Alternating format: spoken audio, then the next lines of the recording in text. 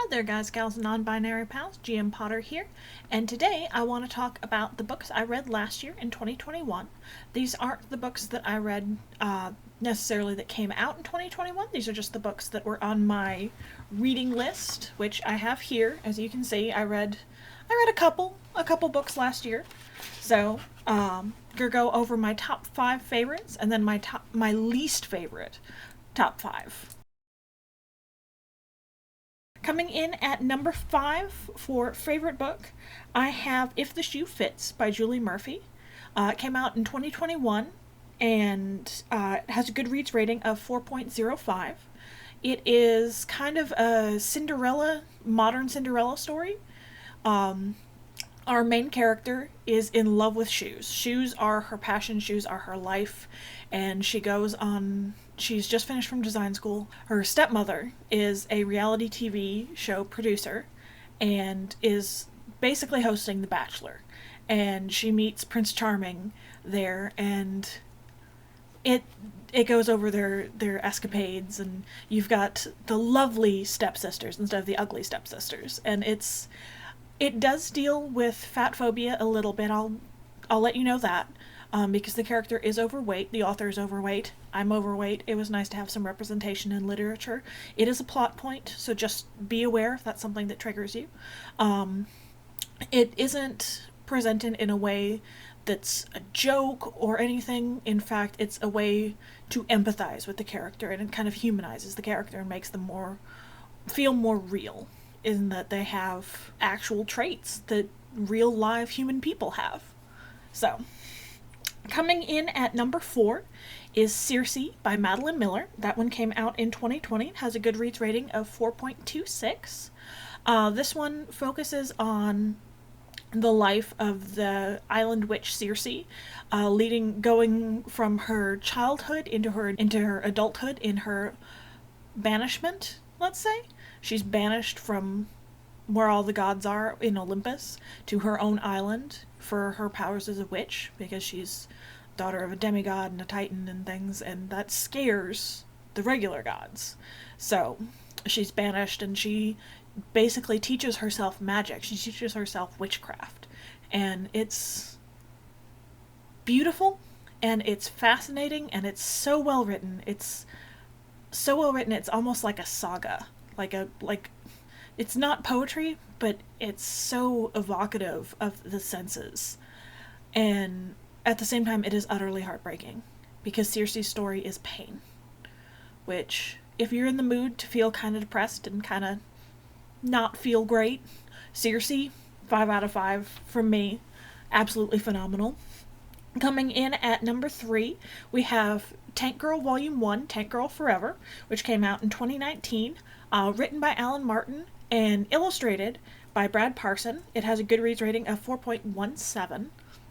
So this one is a graphic novel featuring my favorite graphic novel character, comic book character, which is Tank Girl. If you saw the movie from the 90s, you kind of have an idea, but if that's all you've seen, you haven't read any of the comic books, you don't know.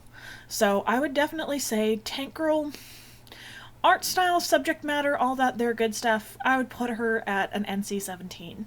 She is not for children, she is for grown-ups. She is a feminist and an anarchist and believes in sex, drugs, and rock and roll, basically. And then you have the kangaroo hybrid people. And it's just her adventures throughout the comic book issues condensed into an omnibus volume 1. So, fantastic. If you're looking for something off the walls, a little batty, I highly recommend it. I give it 5 out of 5. Coming in at number 2, we have Kiki's Delivery Service by Aiko Kadono. Originally published in 1985. I read the English translation because I don't speak Japanese. It has a Goodreads rating of 4.12, which is fair. I get why it doesn't have a higher rating. I wish it had a higher rating, but I kind of understand why it doesn't. It is the book that the Studio Ghibli movie is based on. Basically, it follows the titular character Kiki, who is a witch, and her black cat Gigi, as they go to a new town on the night of her 13th birthday to go and make themselves useful as a witch. And she starts a delivery service, and it goes over all of her adventures for the year. And it's fantastic. It's a joy to read. It's very visual in the way it's written. You can see the pictures clearly in your head. And it doesn't have the ending I expected it to, but it has a happy ending, which we love a happy ending here. Happy endings are top notch. I give it 5 out of 5. And then coming in at number 1, of course, if you've seen my other videos, Mansfield Park. I reread this. I've read it at least once a year since I first read it, and that was in about 2009. I was in college, which, dating myself here, 2009, around then is when I first read it, and I've read it every year. It's kind of a comfort thing. It's, if I'm having a particularly bad depressive episode, or if I'm just not feeling 100%, I kick up and I read Mansfield Park and check in on Fanny Price and Edmund and Mrs. Norris and the Bertrams and Mr. Rushmore and the Crawfords, and watch the wicked get punished and the good get rewarded, and it kind of restores me to equilibrium. So I've already reread it this year. I read it again last year in around, I want to say around June is when I read it. So those are my top 5 favorite books. Of course, Mansfield Park gets a 5 out of 5. It has a Goodreads rating of 3.86, which is criminal. That is absolutely horrible and criminal, and it should be higher. If you read it and you liked it and you haven't reviewed it on Goodreads, please go review it so we can get those numbers up. So those are my top 5 books that I loved last year that were amazing. I give all 5 of them 5 out of 5. Now to get into the books that I didn't love. And I will give you my rating as well as the Goodreads rating, and they do vary wildly. So coming in at number 5 for least favorite, we have Northanger Abbey by Jane Austen. I know, shocking that there's a Jane Austen on this list that isn't amazing. This one was originally published in 1817. It has a Goodreads rating of 3.84, which I think is a little high. I'd give it a 3. It follows Catherine Morland as she stays at the Northanger Abbey and it looks for ghosts, and it feels like Jane Austen tried to write a Bronte, which I don't like Bronte, so there you go. And Catherine Morland is just vapid. She's a product of novel reading, of how people viewed reading novels at the time, in that they would make you silly and impact your sensibilities, and she's just so dumb. Like, she makes Emma look like a Mensa member and like the most with it character on the planet. I can't stand Catherine Morland. I'm sorry. I love Jane Austen, I really do, but for me, this is her worst work. Coming in at number 4, we have 7 Daughters and 7 Sons, published in 1982 by Barbara Cohen. This has a Goodreads rating of 4.23, and I think some of that is the nostalgia factor, and some of it is that other people who maybe are older than me can read it with a historical lens. I can't.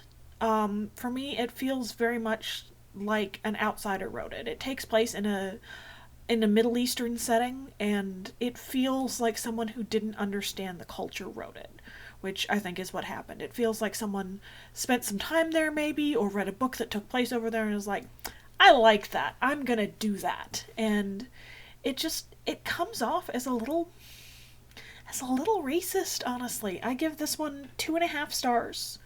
The writing is good. It's good writing. It's very visual, which I like. The main character has lots of adventures, but everything is rooted in the idea that, in these preconceived notions about the culture that frankly feel a little insincere and it feels made up. And I know it's a story. Stories are made up. I write, I know this, but it feels made up in a way that's insulting. To me at least. If you liked it, let me know. Coming in at number 3, we have The Babysitter's Coven by Kate M. Williams. Came out in 2020. It has a Goodreads rating of 3.45, and I give it a solid 2.5. Again, I didn't like the characters. The writing was dull for me. It's about a group of babysitters who are also witches, and it took way too long in the book to get to the point where they're witches. Like, it took too long to coven. And it just... Maybe I'm too old to be reading young adult novels. The last one, Seven Daughters and Seven Sons, is technically a young adult novel too. This one's a young adult novel. Maybe I'm just too old. Maybe I need to just give them up. I love my young adult novels. I absolutely do. But this one just felt bad. Like, I was reading it and I was bored. And the only reason I got through it is I was working a desk job and I had a lot of downtime. So that's the only thing, frankly, that got me through the book. So, sorry. Coming in at number 2, we have The Moon is a Harsh Mistress by Robert A. Heinlein. Came out in 1986. It has a Goodreads rating of 4.16. And egads, that is high. I give this one a solid 2. Like, it is very much a Heinlein novel. It's very political in his way right-wing political leanings, which I'm not. It's a little racist. The main character is Latinx character, and it's written very, very stereotypical for how you would write that character in the 60s. I've heard from some readers that it's very progressive, that he even considered writing his main character as a minority, and yeah, he does get some points for that, but it's not a well-written character for that to be his background. He also feels a little bit like a Mary Sue. Like, he's stereotypical and he's a Mary Sue at the same time. It's not a good character for me. The computer AI program, I feel like, is a better main character than our actual main character. And then on top of all of that it is incredibly sexist. I very nearly could not get through the book because of how overtly sexist it is. Like, women are in the room and they're just talked over. And it's like, oh, well, I'm a woman, that just happens. And it's like, no, excuse me, I was talking. And not only do they not feel comfortable doing that, it never enters their mind that they shouldn't be cut off when they're talking and that they should have an equal share in the room. And I know, it's the 1960s. Women weren't people yet. Minorities weren't people yet. Blah, blah, blah. Yes, they were. And there's no excuse for bad writing. And for me, being that racist and that sexist counts as bad writing. So, for this one, it's 2 stars. It was painful. I listened to it on as an audiobook, and there were several times where I just had to turn it off, and I just did dishes or folded laundry in silence rather than listen to the book anymore. It was a struggle to get through. I did not like it. That is to say, I have read other Heinlein novels. The Star Beast is amazing. If you haven't read The Star Beast, go read The Star Beast. It's about a space alien that eats Buicks, and while it is a little bit a product of its time, it's much better written. It's a much better story. Go read The Star Beast instead. Give this one a skip. Go read The Star Beast. And then coming in at number 1, The Ice Pick Surgeon, which came out in 2021. It's by Sam Keane. It has a 4.01 rating, and this one, again, I listened to on audiobook, and maybe this is just a problem with the audiobook, and maybe he didn't do this in the print version, I don't know, but it kept referring me to his podcast, and it kept saying, for more information on this topic, go over here, for more information, go over there, and I'm like, but I'm already here, why don't you just tell me? If it's your podcast, why won't you tell me? Like, you already have the information. You already did the research. Why don't you just tell me what I'm here to learn?